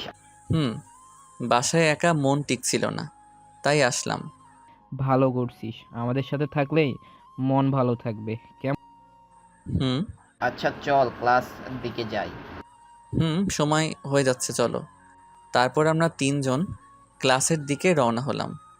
ক্লাসে এসে আমার জায়গায় বই রেখে বসে পড়লাম। কিছুক্ষণের মধ্যে সবাই এসে ক্লাসে হাজির হলো। এরই সাথে স্যার আসলো। ক্লাস শুরু হয়ে গেল। মন দিয়ে ক্লাস করছিলাম, কিন্তু মন খারাপ থাকায় বিরক্ত বিরক্ত লাগছিল। এইভাবেই ক্লাস শেষ করলাম। ক্লাস শেষ করে বেরিয়ে আসলাম ক্যান্টিনে। ওখানে এসে তিনজনে মিলে আড্ডা দেওয়া শুরু করলাম। আড্ডা খুব সুন্দর হয়ে জমে উঠল। ঠিক এমন সময় আমাদের সামনে মনি আর তার বান্ধবীরা এসে হাজির হলো। কিরে, তুই তো খুব বড়লোক হয়ে গিয়েছিস। আমি গরিব, গরিবই আছি। একদম কথা বলবি না। হুম। কালকে কই ছিলি? বাসায়। আমার হয়েছে, থাম। তোর কিছু শোনার টাইম আমার কাছে নেই। চল আমার সাথে, কিছু কাজ আছে। কোথায়? চল না। আর কোনো কথা না বলে উঠে মনির সাথে একা একা হাঁটতে লাগলাম। মনিও একা ছিল। দুজনে হাঁটছিলাম। জানি না কই নিয়ে যাচ্ছে। দেখলাম সে আমায় লাইব্রেরিতে নিয়ে আসছে। আমি ভাবলাম হয়তো বইটই পড়বে, তাই আর কি। আমি ভিতরে গিয়ে বইটা হাতে নিয়ে পড়া নিয়ে দেখছিলাম। পুরো লাইব্রেরিতে আমি আর মনি একা ছিলাম। তখন হঠাৎ করে মনি দরজা বন্ধ করে দিল। আমি তো অবাক, দরজা কেন বন্ধ করলো? এই দরজা কেন বন্ধ করলি? Mind your language. তোর সাহস কত বড় যে আমাকে তুই করে বলছিস? আরে কি বলছিস এসব? চুপ। কি ভাবছিস আমি তোর সাথে হেরে গিয়েছি? তোর সঙ্গে বন্ধুত্ব করব? আরে এই মনি কখনো হারে না, আর হারবেও না। আরে কি হয়েছে? আমি তো কিছুই বুঝতে পারছি না। নেকামি করা হচ্ছে? কিসের ন্যাকামি? তুই ভাবলি কি করে যাকে আমি দু চোখে দেখতে পারতাম না তার সাথে বন্ধুত্ব করব? মানে? মানে এতদিন তোর সাথে জাস্ট অভিনয় করেছি। তোকে সব স্যার পছন্দ করতো, তবে আমি সব স্যারকে মানিয়েছিলাম, কিন্তু ওই অঙ্কের বিএসসি কিছুতেই মানে না। তাই তোকে এই কলেজ থেকে ছাড়ানোর প্ল্যান করলাম। এই কলেজে আমি সবার বড় হয়ে থাকতে চাই। কি বলছো এসব? তোর মতো ছেলেকে তো আমার বন্ধুরাই শেষ করে দিবে, কিন্তু আমি তোকে এমন শাস্তি দিব না যেটা তুই সারা জীবন মনে রাখবি। আমি কি করছি? আমার সাথে টক্কর দেওয়ার ফল এমন পাবি। এখন বুঝবি এই মণি চৌধুরী কতটা মারাত্মক। দেখুন, আপনি আমার সাথে বন্ধুত্ব করবেন না, কইরেন না, আমার কোনো সমস্যা নাই। কিন্তু আমার তো সমস্যা থাকছে। তোর জন্য আমি ক্লাসে অপমান হচ্ছি, তোর জন্য আমি সবার কাছে ছোট হচ্ছি। আমার কি দোষ? তোরই সব দোষ। আমি কিছু করি নাই। এত তাড়াতাড়ি সব শেষ হয়ে গেল? কোথায় গেল তোর সেই সাহস? এবার দেখ আমি কি কি করতে পারি। এরপর যা হলো তা দেখার মতো আমি আর নিজের চোখকে বিশ্বাস করতে পারছি না। মনি দুই হাত দিয়ে নিজের জামা টেনে ছিঁড়ছে, হাতের কাছে সেনাই। আমি তো অবাক হয়ে গেছি। শাকিল, প্লিজ আমার এত বড় সর্বনাশ করিস না। আমি তো তোর বন্ধু হই, প্লিজ আমায় ছেড়ে দে, প্লিজ তোর পায়ে পড়ি। আরে আরে কি হচ্ছে এটা? দেখতে যা। কি করছো এসব? প্লিজ শাকিল, আমায় ছেড়ে দে, আমার জীবনটা এভাবে নষ্ট করিস না। কে আছো, বাঁচাও, প্লিজ বাঁচাও। আমি তো নিজের কান আর চোখকে বিশ্বাস করতেই পারছি না। কি হচ্ছে এসব? এতক্ষণে আর বুঝতে বাকি রইল না যে মনি ঠিক কী করতে চাচ্ছে। আমি তো কিছু করি নাই, কিন্তু মনি যা করছে তাতে আমার উপর দোষ পড়বে। কারণ একটা রুমে একটা ছেলে আর একটা মেয়ে। মেয়েটা বাঁচাও বাঁচাও বলে চিৎকার করছে, তাহলে তো ছেলেরই দোষ হবে। এজন্য আমি মনিকে আটকানোর জন্য ওর দুই হাত ধরলাম আর অনেক অনুরোধ করলাম এসব যেন না করে। কিন্তু মনির চিৎকার আসতেই জোরে হচ্ছে। কিছুক্ষণ পর হঠাৎ করে লাইব্রেরির দরজা ভেঙে গেল, আর দরজায় দাঁড়িয়ে আছে সব স্যার এবং ছাত্রছাত্রীরা। আমি তো অবাক। সবাই আমার দিকে রাগি লুকে তাকিয়ে আছে, কারণ আমার হাত দিয়ে মনির হাত ধরে আছি, আর মনির জামা কাপড় ছিঁড়া। এতে সবার কাছে সবটা পরিষ্কার হয়ে গেল। আমি তাড়াতাড়ি মনির হাত ছেড়ে দূরে গিয়ে দাঁড়ালাম। তখন মনি কান্না করতে করতে দৌড়ে গিয়ে ম্যাডামকে জড়িয়ে ধরল। স্যার আমার সামনে আসলো। আমি কথা বলতে যাব এমন সময় ঠাস করে বসিয়ে দিল আমার গালে। এরপর আমায় কলেজে সবার সামনে আনা হলো। যেখানে কলেজের সমস্ত অনুষ্ঠান হয় সেখানে নিয়ে গেল আমায় মঞ্চে দাঁড় করিয়ে রাখলো, আর নিচে সমস্ত ছাত্রছাত্রী এসে বসলো। স্যারেরাও মঞ্চে আসলো, আর আমার বিচার শুরু হয়ে গেল। আমার কোনো কথা বলার মুখ রইল না, আর কিছু বললামও না। মনি শুধু আমার দিকে তাকিয়ে হাসছে, কিন্তু সবার সামনে সেই লেভেলের অভিনয় করছে। কি করব বুঝতে পারছি না। জানি না আজ আমার কপালে কি আছে, তবে মনে হচ্ছে অনেক বড় কিছু একটা হতে চলেছে। সমস্ত স্যার এবং ম্যাডামেরা বলল আমায় নাকি রাস্ট্রিকেট করবে, আবার অনেকে বলল আমার ছাত্র জীবনটাই যেন বাতিল করে দেওয়া হয়। শেষমেশ স্যার বলল, যেহেতু শাকিল একজন খুব ভালো ছাত্র, তাই এত সহজে তার জীবনটা নষ্ট করা ঠিক হবে না। তাকে একবার সুযোগ দেওয়া দরকার। স্যার, সে আমার জীবন নষ্ট করে দিচ্ছিল। নষ্ট তো করেনি। মানে নষ্ট করার জন্য অপেক্ষা করতাম নাকি? দেখো মা, আমরা শিক্ষক, ছাত্রছাত্রীর হাজারটা ভুল ক্ষমা করে তাকে নিয়ে সামনে বাড়াটাই আমাদের ধর্ম। বলে একজন ধর্ষককে কোনো শাস্তি না দিয়েই ছেড়ে দিবেন? শান্ত হও মা, অপরাধ যেহেতু করেছে শাস্তি সেহেতু পাবেই। কঠিন শাস্তি পাওয়া দরকার। সবাই যখন বলছে তবে তাকে পুলিশের হাতে তুলে দেওয়া হোক, এটাই আমার পক্ষে সম্ভব। কিন্তু এত কম? মা, সবাইকে একবার সুযোগ দিতে হয়। আমি পুলিশকে ফোন করতেছি। তারপর স্যার নিজেই পুলিশকে ফোন করলো, আর কিছুক্ষণের মধ্যে পুলিশ চলে আসলো। স্যার পুলিশকে কিছু বলার আগেই মনি বলল, আমি নাকি একজন ধর্ষক, আর প্রমাণসহ আজ ধরা খাইছি। পুলিশ এসব শুনে আমায় অ্যারেস্ট করলো। আমি কাউকে কিছু বললাম না, আর আমি কিছু বললেও কেউ শুনবে না, কারণ যখন কারো খারাপ সময় যায় তখন দুনিয়াও তার থেকে মুখ ফিরিয়ে নেয়। পুলিশ আমায় নিয়ে চলে আসলো থানায়, আর আমার নামে শাস্তি দেওয়া হলো। একটানা 5 মাস জেলখানায় থাকলাম। তবে এর মধ্যে রাকিব আর জনি আমার জামিনের অনেক চেষ্টা করছে, কিন্তু কোনো লাভ হয় নাই। আজ 5 মাস পর জেল থেকে বের হলাম, আর সোজা আমার বাসায় চলে আসলাম। বাসায় এসে দেখি চাচি আমার বাসা দখল করে নিছে। আমি আসাতে চাচি কিছুটা ঘাবড়ে গেল। কি ব্যাপার, আমি জেলে পচে মরবো বলে বাড়ি দখল করে নিছেন?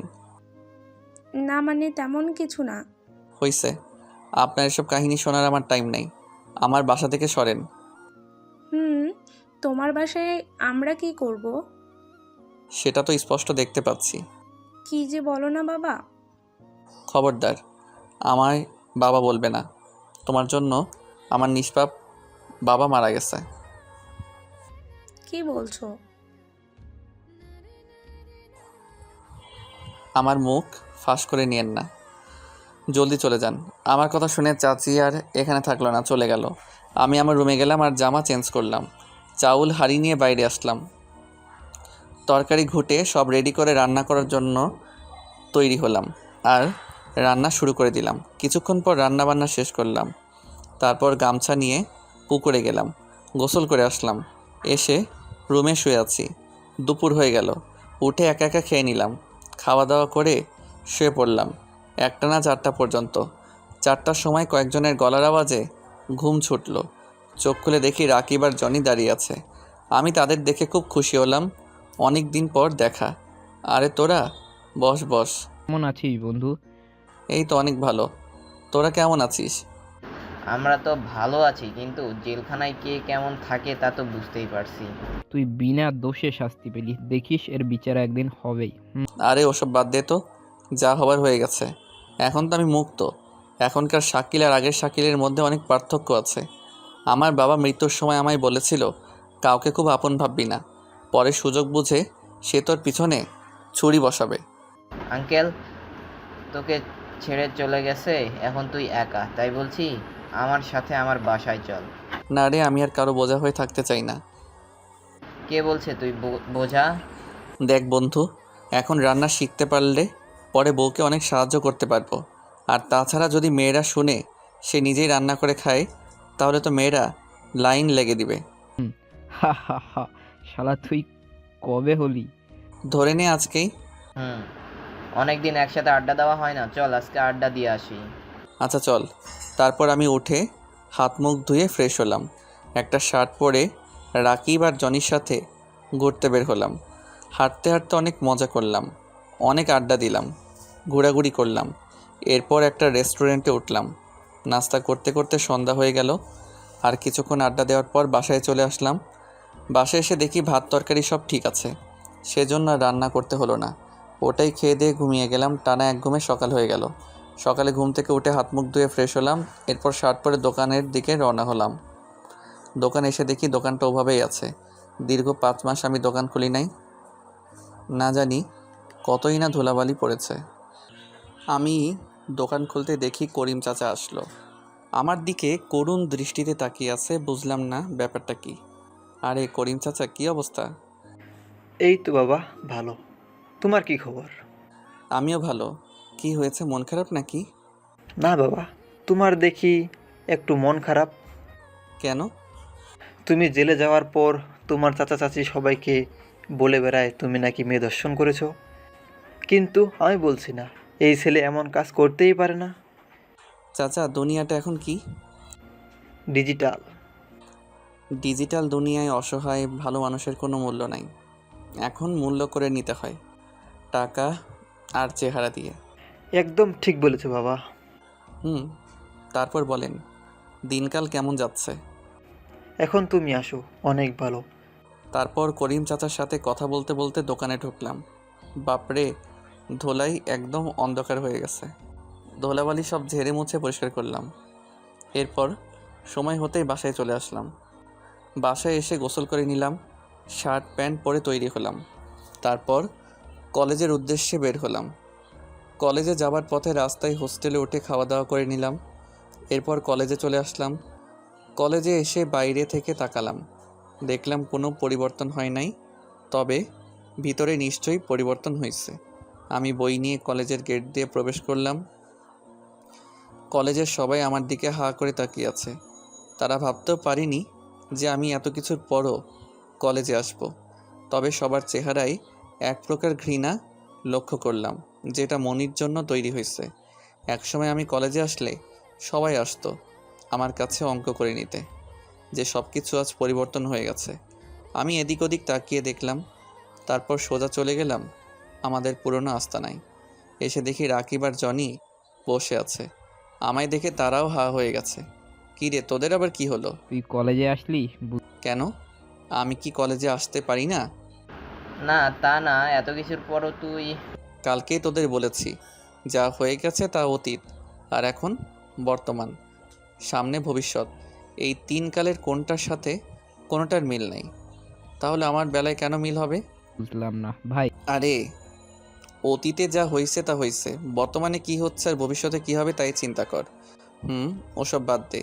আর বল, কলেজে কেমন কাটছে? তুই না থাকলে কি ভালো কাটে বল। পাম মারিস না, মেয়ে দেখতে কম করিস না। এটা তো মাস্টার। আমি সব জানি। জানিস তো ভালো। ক্লাসের সময় হয়ে গেছে, চল। চল। তারপর 3 জন মিলে আবার 5 মাস পর ক্লাসের দিকে যাচ্ছিলাম। যে ক্লাসের জন্য আমি ধর্ষক হয়েছি, সেই ক্লাস, মানে গণিত ক্লাস। আমি, রাকিব আর জনি যে আমাদের জায়গায় বসলাম। কিছুক্ষণের মধ্যে ক্লাস ভরে গেল আর স্যারও চলে আসলো। স্যার এসে আমায় দেখে তো সেই লেভেলের অবাক হয়ে গেল। আমি একটু মুচকি হাসি দিলাম। কি ব্যাপার শাকিল? এই তো স্যার, ভালো। কবে আসা হলো? কালকে। আসলে স্যার, যারা মিথ্যা বলে তাদের একটু শায়েস্তা করতে হবে। মিথ্যা বলা ভালো নয়। জি স্যার, কিন্তু এটা কিছু কিছু মানুষ বোঝে না। নিজের স্বার্থের জন্য অন্যের বুকে ছুরি মারতেও পারে। হ্যাঁ, আর এমন মানুষের শাস্তি পাওয়া খুবই দরকার। শাস্তি তো তারা পাবেই। ক্লাস শুরু হয়ে গেল। হঠাৎ আমার চোখ পড়ল মনির দিকে। তাকিয়ে দেখি মনি আমার দিকে তাকিয়ে আছে। মনে হচ্ছে আমি আসাতে সে খুব নারাজ। আমি সেদিকে মন দিলাম না। ক্লাসে মন দিলাম। কিছুক্ষণ সময় ক্লাস শেষ করলাম। এরপর আবার আমাদের আড্ডাখানায় এসে বসলাম। কিছুক্ষণ পর মনি এসে হাজির হলো। আমি জানতাম মনি ঠিক আসবে, আর এটাও জানতাম সে এসে আমায় আবার ভয় দেখাবে। বাহ বাহ, তোর সাহসের প্রশংসা করতে হয়। ও ম্যাডাম আপনি? আসেন আসেন বসেন। এই তোরা জায়গা দে। এই তোর তো সাহস কম না, আমার সাথে ফাজলামো করিস? সাহস কত বড় তা বলতে পারবো না, কিন্তু শাশুড়ি কত বড় এটা বলতে পারবো। তোকে এত বড় অপমান দিয়ে কলেজ থেকে তাড়িয়ে দিলাম, সেই কলেজে আবার তুই আসছিস? আরে ঠিক কথা, আপনার ধন্যবাদ দেওয়া হয় নাই? ধন্যবাদ কেন? আরে ওই যে ধর্ষণের সার্টিফিকেট দেওয়ার জন্য। মানে? মানে খুব সোজা, আমি এখন হলাম থানা প্রমাণিত একজন ধর্ষক, আর তাই যাকে ইচ্ছে ধর্ষণ করতে পারি, আমার কিচ্ছু হবে না। কি বলতে চাইছিস তুই? এত সহজ কথা বোঝেন না? আরে আমি বলতে চাচ্ছি আমি যাকে ইচ্ছে ধর্ষণ করতে পারবো, আপনাকেও করতে পারি। কি, তোর এত বড় সাহস আমার ধর্ষণ করতে চাস? আরে ম্যাডাম, অর্ধেক তো ধর্ষণ হয়েই আছো, বাকিটা করে দিব। আমি আবার কোনো কাজ ফুল না করে ছাড়ি না। ভাবছিলাম তুই আমার কখনোই কলেজে আসবি না, আমি বেঁচে গেলাম। কিন্তু তোর লজ্জা শরম বলতে কিছুই নেই, একটা জানতাম না। আসলে হয়েছে কি, আমারও লজ্জা ছিল। বাজারে একদিন গেছিলাম তো, দেখলাম লজ্জা শরমের মেলা বসছে, অনেক দাম, তাই আমি বেচা দিছি। তোর দেখি অনেক সাহস বেড়ে গেছে, তোকে সাহায্য করতে হবে। আরে ম্যাডাম, জানি না কেমনে যে সাহস বড় হচ্ছে, মনে হচ্ছে সাহসেও হরলিক্স খায়। উফ, তোকে আমি। কি কিস করতে মন চাচ্ছে? করেন করেন। এবার কিন্তু সীমা ছাড়িয়ে যাচ্ছিস। আরে এখনো তো কিচ্ছু হয় নাই, ভাবছি সবার সামনে করব নাকি কোথাও নিয়ে যাব। মানে তুই কি বলতে চাস? ওই যে ধর। তোকে আমি দেখে নিব। ফটো লাগলে বইলেন, হিয়া বড় ফটো এনে দিব। মনি নাকে হাত ঘুষিয়ে জোরে শার্টে ঘুরে হাঁটতে লাগলো। আমি হাসতে হাসতে শেষ। রাকিব আর জনি আমার পাশে বসলো আর অবাক হয়ে তাকিয়ে আছে। কিরে ভাই, এটা কি তুই? কোনো সন্দেহ আছে নাকি? জানিস মনি তোর কি কি করতে পারে? এর আগে এমনভাবে বলছিলি, আর তার ফল হিসেবে 5 মাস জেলে থাকলি। আমার সব জানা আছে, এরপর কি হবে না হবে। বল তো দেখি, এরপর কি হবে? মনির আগে ক্লাস না করেই বাসায় চলে যাবে। এই মেয়ে কখনো কারো ভয়ে কলেজে যায় না। ভয়ে নয় রে, আমায় সায়স্তা করার জন্য। মানে? বাসায় গিয়ে শুয়ে থেকে ভাববে আমায় কি করে সায়স্তা করা যায়, আর একটা উপায় বের করবে, সেটা হলো আমায় গুন্ডা দিয়ে মারার। কি বলছিস? হ্যাঁ রে, বিশ্বাস না হলে কালকে সকালে দেখিস। হয় আমি বেঁচে আছি, নয়তো হয়তো। কিছু না, চল। বন্ধু, তোর আন্দাজ যদি সত্যি হয় তাহলে তাহলে কি? সাবধানে থাকিস। এবার ক্লাসে চল, স্যার গেছে। ওকে। তারপর আমরা তিনজনে ক্লাসে চলে গেলাম। ক্লাসে এসে দেখি সত্যি মনি নাই। তার মানে কি আমার আন্দাজ সত্যি হয়ে গেল? ক্লাসটা পুরো শেষ হয়ে গেল, অথচ মনি আসলো না। তার মানে এটা পরিষ্কার যে মনি বাসায় চলে গেছে। ক্লাস শেষে আবার আড্ডাখানায় এসে বসলাম। বসে থেকে আড্ডা দিচ্ছিলাম, অনেক মজাও হচ্ছিল। ঠিক এমন সময় কলেজের গেট দিয়ে পুলিশের গাড়ি প্রবেশ করলো। পুলিশ কেন? মনির কাজ হয়তো বা। চুপ কর তো। আমরা সহ পুরো কলেজ গাড়ির দিকে তাকিয়ে আছে, আর সেই গাড়ি থেকে নেমে আসলো সুমি, মানে পুলিশ ম্যাডাম। নে তোর পুলিশ ম্যাডাম এসে পড়েছে। তো ম্যাডাম কেন? আরে হয়তো কথা বলতে আসছে, শুধু শুধু ভয় পাস। আমরা তাকিয়ে আছি, সুমি ম্যাডাম গাড়ি থেকে নেমে সোজা আমার দিকে চলে আসলো। কলেজের সব ছাত্রছাত্রী একবার আমার দিকে তাকাচ্ছে আর একবার সুমির দিকে। কি হ্যাঁ মিস্টার, কি খবর? আসেন ম্যাডাম, বসেন। আচ্ছা, আমি আপনার কোন জন্মের শিক্ষিকা ছিলাম? কেন? তাহলে ম্যাডাম কেন ডাকো? আসলে ম্যাডাম ডাকা আমার খুব ভালো লাগে, তাই। ও, তাহলে সমস্যা নেই। তা কি মনে করে? তোমায় দেখতে আসলাম। ম্যাডাম, আমরা তো ঘাবড়েই গেছিলাম। কেন? তোরা চুপ করবি? ঘাবড়ানোর কি আছে? এখন থেকে মনে করো আমিও তোমাদের বন্ধু। ওকে। ম্যাডাম কোন দিক থেকে আসলেন? আর বইলো না, দেশে এত ক্রিমিনাল বাড়ছে যে পুলিশের ঘুম হারাম হয়ে গেছে। বুঝলাম না। পাশের গ্রামের চেয়ারম্যান, সে নাকি ড্রাগস সহ বিভিন্ন বেআইনি কাজ করে, আর গরিবের অনেক হক মেরে খায়, অনেক জুলুম করে। এরকম একটা কেস গেছিল থানায়। তারপর? তারপর আমি গেছিলাম, কিন্তু ওই গ্রামের কেউ সাক্ষী দিতে রাজি নয়। সবাই বলছে চেয়ারম্যান নাকি খুব ভালো মানুষ। কিছু একটা আছে। সেটাই। হতেই পারে সে আসলেই ভালো। আবার এটাও হতে পারে যে সবার মুখে তালা দিয়েছে। আচ্ছা, এটা বাদ দাও। ম্যাডাম কি খাবেন আমি বলেন? আমি কিচ্ছু খাবো না। আরে ম্যাডাম নেন না। আচ্ছা, ফুচকা। মেয়েদের ফেভারিট। একদম তাই। এই যে স্যার, স্যার, বলো। এত চিন্তা কার জন্য? আরে কই। যত চিন্তা আছে বাসায় গিয়ে কইরো। তারপর সবাই মিলে আড্ডা দিলাম, অনেক মজা করলাম। ক্লাস আর করলাম না, মজা করে করে দিন পার করলাম। বাসায় যাওয়ার সময় সুমি গাড়িতে করে আমাদের বাসায় পৌঁছে দিল। তারপর সে চলে গেল আর আমরা আমাদের বাসায়। আমি বাসায় এসে বই রেখে গোসল করতে গেলাম। গোসল করে জামা কাপড় পরে নিলাম, এরপর রান্না করতে লাগলাম। সবাই রান্না করে গোসল করে আর আমি গোসল করে রান্না করি, সবার চাইতে উল্টা। তো যাই হোক, রান্না বান্না শেষ করে খাওয়া দাওয়া শেষ করলাম। বিকালে আর দোকানে গেলাম না, আসলে আমার একটু কাজ ছিল, তাই দোকানে না গিয়ে সেই কাজ করতে গেলাম। কাজ শেষ করে আস্তে আস্তে সন্ধ্যা হয়ে গেল। সন্ধ্যার পর বাসে আসার সময় কিছু লোক এসে আমার পথ আটকালো। কিছুটা আন্দাজ করতে পারলাম যে এটা মনির পাঠানো লোক। তাদের সাথে মারপিট করা শুরু করলাম। ওরা 5 জন ছিল, যার কারণে তাদের সাথে পেরে ওঠা আমার পক্ষে খুব সহজ বলে মনে হলো। এরপর সেখান থেকে সোজা বাসায় চলে আসলাম। বাসায় এসে ফ্রেশ হয়ে নিলাম, তারপর পড়তে বসলাম। পড়াশোনা শেষ করে খাওয়া দাওয়া করে ঘুমিয়ে গেলাম। সকালে উঠে ফ্রেশ হয়ে রান্না করে খাওয়া দাওয়া করে দোকানে আসলাম। দোকানে কিছুক্ষণ কাটানোর পর কলেজের সময় হলো, তাই বাসায় চলে আসলাম। বাসায় এসে কলেজের জন্য তৈরি হয়ে রওনা হলাম। আর কিছুক্ষণের মধ্যে কলেজে চলে আসলাম। কলেজে আসার পর সোজা কলেজে না গিয়ে পিছন দিয়ে দেওয়াল টপকে গেলাম আর ক্লাসরুমে বই রেখে বসে পড়লাম। এদিকে মনের আনন্দে কলেজে আসলো আর আমায় দেখতে না পেয়ে তো সেই খুশি হলো, আনন্দের ঠেলায় নাচতে লাগছিল। ক্লাস শুরু হওয়ার কিছুক্ষণ আগে রাকিব আর জনি ক্যান্টিনে বসেছিল। তখন মনি তাদের কাছে গেল আর হাসতে হাসতে বলল, কিরে, আজ তোদের বন্ধু আসে নাই?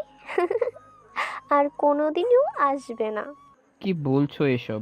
এবার বুঝছে আমার সাথে পাঙ্গা নেওয়ার মজা কি। অনেক মজা। তোরাও দেখছি ওর মতোই সাহসী হয়ে গিয়েছিস। শোন, বেশি সাহস ভালো না। আরে ম্যাডাম, আমরা না, এটা ওয়ে বলেছে। কে? আমি পিছনে আছি। আরে তুই এখানে? কি ভাবছিলেন ম্যাডাম, আপনার পাঠানো গুন্ডার মার খেয়ে মরে যাব? কিন্তু তুই?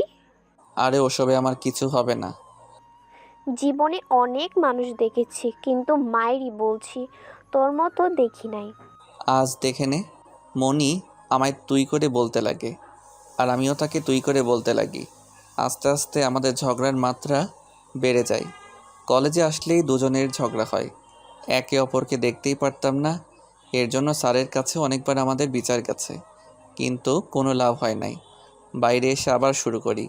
আমার মনে হয় আমার কোনো শত্রু থাকলে সেটা হলো মনি, আর মনিরও মনে হয় তার কোনো শত্রু থাকলে তা হলাম আমি। একে অপরের একদম সতীন, কেউ কাউকে দেখতে পারতাম না। শুধু যে ঝগড়া করতাম তা নয়, ক্লাসে এসেও ঝগড়া করতাম। আমি তার চেয়ে বেশি পড়া দিব, সে আমার থেকে বেশি পড়া দিবে, এটা নিয়ে প্রতিযোগিতা হতো আমাদের মাঝে। আর এই বিষয়টা স্যারদের খুব ভালো লাগতো, আর তাই আমাদেরকেও আটকাতো না। কলেজে আসা থেকে শুরু করে কলেজ শেষ হওয়া পর্যন্ত ঝগড়া করতাম। মনি আমায় কেস খাওয়াতো, আর আমি সুযোগ পেলে আমিও কেস খাওয়াতে কম করতাম না। আমি একদিন বিকালে এক জায়গা থেকে আসছিলাম, তখন দেখি সখিনা মানে মনি তার বান্ধবীদের সাথে গল্প করছিল। ব্যাস, আমি হাঁটতে হাঁটতে এসে পা দিয়ে একটা ঢিল ছুঁড়ে মারলাম, কিন্তু দুর্ভাগ্যবশত তাকে লাগলো না।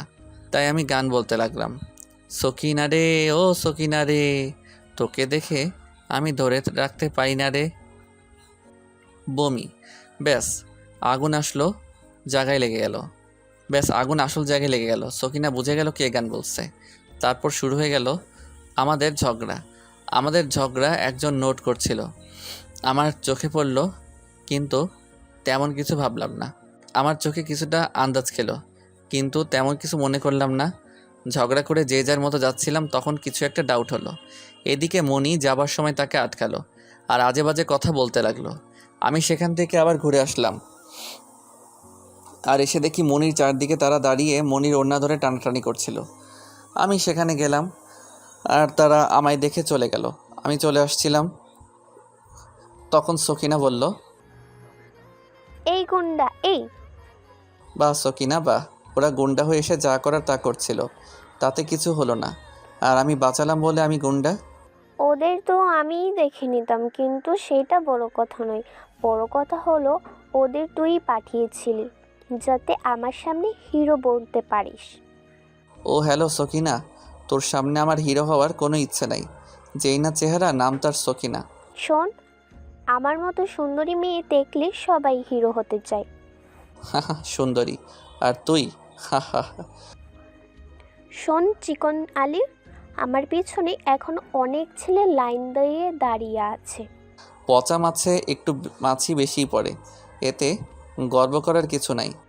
কি তুই আমার তোকে আমি জুতা পিটা করব। আয়নায় একবার চেহারা দেখিস, একদম পুরাই পেতনি। হাহা। কুত্তা থাম তুই। কে শুনে কার কথা? আমি ওখান থেকে আউট হয়ে গেলাম, সোজা বাসায় চলে আসলাম। বাসায় এসে আমার কাজ আমি করলাম। এভাবে আমার পড়াশোনা চলছিল। দেখতে দেখতে আমার পরীক্ষার সময় হয়ে গেল, ফাইনাল পরীক্ষা। সারা রাত মন দিয়ে পড়লাম। সকালে পরীক্ষা দিয়ে আসলাম, বিকালে আমার কাজে গেলাম। কাজ করে আসার সময় আবার মনির সাথে দেখা। কিরে তুই এই দিন থেকে প্রতিদিন কোথা থেকে আসিস রে? তোকে কেন বলবো? আমি জানি তো তুই গুন্ডার খাতায় নাম লিখিয়েছিস। তাতে তোর কি? দিনে কটা খুন করিস? অনেক। এমন সময় কে যেন এসে জোরে ধাক্কা দিল, আর আমি নিজেকে আটকাতে না পেরে পাশে থাকা গাছের সাথে ধাক্কা খেলাম, আর কপাল থেকে রক্ত বের হয়ে গেল। আমি পিছনে তাকিয়ে দেখি কয়েকটা লোক হেঁটে যাচ্ছে, আর তাদের পিছনে ছুরি গোজাচ্ছিল। এটা দেখে আমি মিলন বলে ডাক দিলাম। আমার ডাক শুনে কয়েকটা লোক চলে আসলো, আর আমার সাথে সাথে তাদের পিছনে দৌড় দিলাম। দৌড়ে গিয়ে তাদের ধরে মিলন নিয়ে চলে গেল। আমি ওখানে থাকা ইটের উপর বসে পড়লাম। তখন মনি দৌড়ে আমার কাছে আসলো আর আমার সামনে হাঁটু পাড়া দিয়ে বসলো, পাশে বই রাখলো আর বলল, তোর কপাল থেকে তো রক্ত পড়ছে। ঠিক হয়ে যাবে। মাথা ঠিক আছে তোর? এতগুলো কেটে গেছে, দেখি মাথা নিচু কর। আরে বললাম তো ঠিক হয়ে যাবে। থাপ্পড় না খাস তো মাথা নিচু কর। আমি আর কিছু বলতে পারলাম না, মাথা নিচু করলাম। মনি তার ওড়নার এক পাশটা ছিঁড়ে ফেললো আর ওটা দিয়ে আমার মাথা মুছতে লাগলো। আরে কি করছিস? চুপ করে বসে থাক, কথা বলবি না। কি ব্যাপার রে, আজ এত দয়া কেন? অন্যদিন তো ঝগড়া করতেই দিশা পেতি না। জানি না, তবে আজ আমার এমনটাই হলে কি তুই করতি না? কখনো না। শত্রু হলেও তো একটু দায়িত্ব থাকে। তোর জন্য আমার মনে কোনো কিচ্ছু নাই। তোর মনে কি সত্যি আমার জন্য কিছু নেই? মনি কথাটা কেমন যেন অন্যরকমভাবে বলল, কেমন অচেনা সুর মনে হলো। মনির এমন কথা শুনতেই বুকটা কেমন যেন কেঁপে উঠল। কি রে বল। আচ্ছা তুই কোথায় গেছিলি? প্রাইভেটে। ও। তুই এইসব মারপিটে কেন গেলি বলতো? আর ওরা কারা? কেউ না, বাদ দে, তুই বাসায় যা। বল বলছি। মিলন হলো করিমের লোক, আর যারা আমায় ধাক্কা মারলো তারা শফিকের লোক। আর তুই করিমের লোক? না তেমন কিছু না। তুই এইভাবেই মরবি দেখিস। যা। মনি রাগ দেখিয়ে চলে গেল। বুঝলাম না রাগ কেন দেখালো। আমি সেদিকে খেয়াল করলাম না, ওখানে বসে থাকলাম। কিছুক্ষণের মধ্যে করিম এসে হাজির হলো। করিমের সাথে কিছুক্ষণ কথা বলার পর বাসায় চলে আসলাম। বাসায় এসে আমার কাজ করলাম। এখন আর আগের মতো দোকানে যাওয়া হয় না। পরের দিন সকালে দোকানে যেতেই করিম চাচা আমায় আটকালো। আমি দাঁড়িয়ে গেলাম। শাকিল, তোমার জন্য একটা মেয়ে দেখেছি। ও ভালো তো। এবার তুমি যেয়ে দেখো, মেয়ের সাথে কথা বলতে হবে। বাসা কোথায়? বাসায় আমার মা নাই, বাবা নাই, এসব জেনে কে আমায় বিয়ে করবে? ওসব বলা আছে, তুমি শুধু আমার সাথে যাবে। আচ্ছা। তারপর সকাল করা খাওয়া দাওয়া করে বের হলাম। আজকে আর কলেজে গেলাম না। করিম চাচার সাথে মেয়ে দেখতে আসলাম।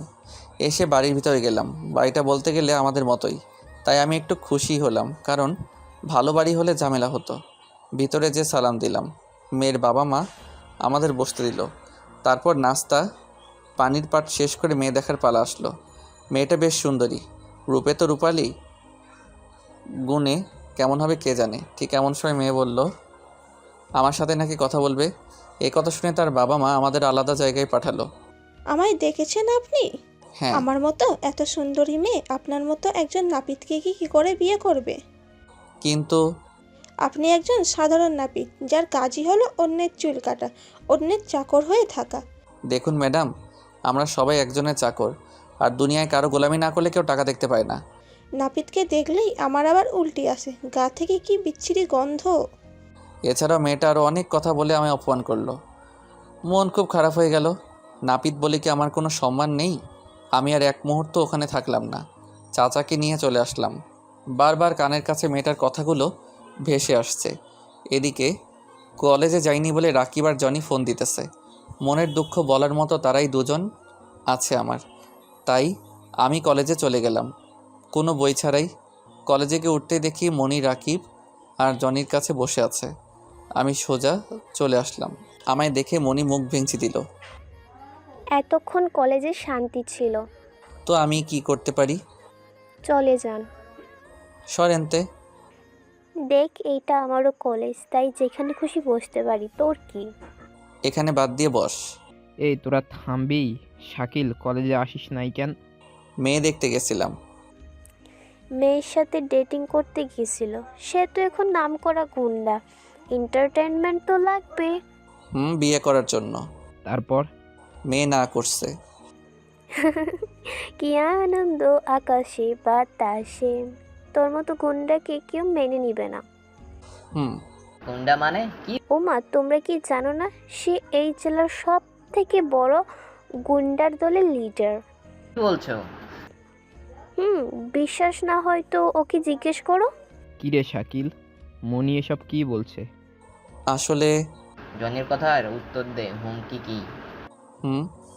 মনি যা বলছে সব সত্যি, কিন্তু আমি থাম থাম, আমি ভাবতাম দুনিয়ার ভালো ছেলে থাকলে তুই একটা, কিন্তু ভালো এত কালো, একদম কালো।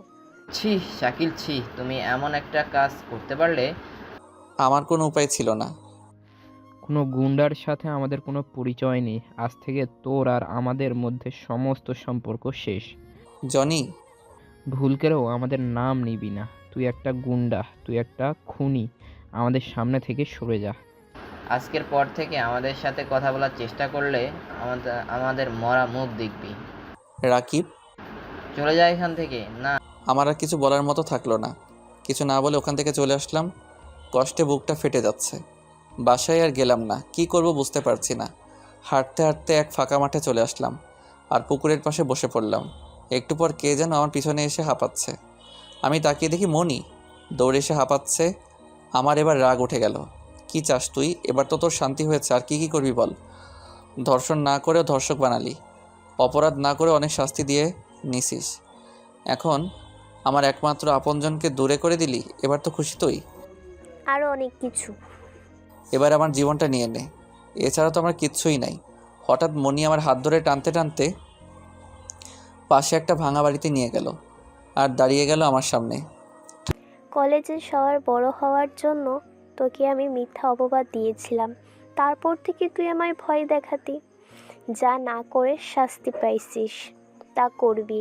আজ আমি তোর কাছে নত হলাম, এবার করে নে, কোনো দোষ থাকবে না। মাথা কি ঠিক আছে তোর? তোর মতো জঘন্য ছেলে আমি নই, সর। আমি মনিকে সরিয়ে চলে আসলাম আর এসে আবার পুকুর পাড়ে বসলাম।